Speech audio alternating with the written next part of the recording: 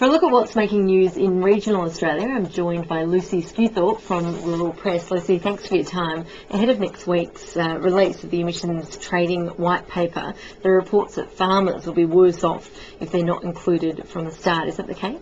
Well, it's certainly calls that are being made by the opposition. As you'd expect, the opposition is calling for a delay to the start of the scheme. And they say that farmers, by not being included in the start, will actually be wearing quite significant costs from an emissions trading scheme existing in Australia with no opportunity to offset them. So by being outside the scheme, outside the door, they will still wear increases in electricity, fertiliser, fuel, etc. However, if the government was to wait so that the science on agriculture was up to scratch and agriculture could be in from day one, there would be a chance then for farmers to try and mitigate those costs by planting more trees, having better farming practices, which would certainly ease and Andrew Robb says even help farmers make a profit while the scheme is operating.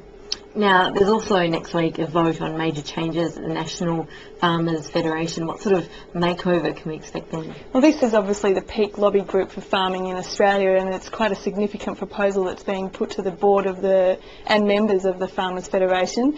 It essentially seeks to bring in corporate agricultural members, so the likes of big business, to sit at the same table as farmer groups and commodity groups. This is one of the most significant changes being made in the 30-year history of NFF, and if it gets up, I think it will see representation of a much broader scale at NFF.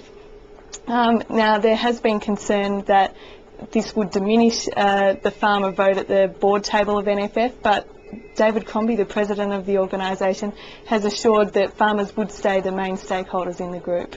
Okay, well, just finally, is it true that we could see an influx of camel meat on our supermarket shelves sometime soon? This has been an interesting report this week. There's been a report to the state and federal governments outlining the absolute havoc that camels are wreaking in Central Australia.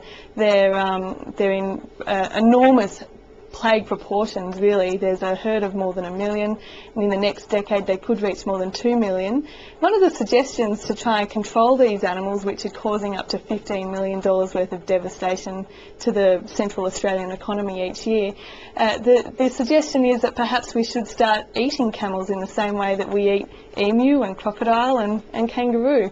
In Central Australia, it's not uncommon to find camel meat on the menu. I've certainly eaten it myself. I don't know, though, how quick it will be to take off in normal family households. It's a novel suggestion, but one that might take a while to really come to fruition. Probably will. Lucy Skuthorp, thanks for your time. Thanks, Ash.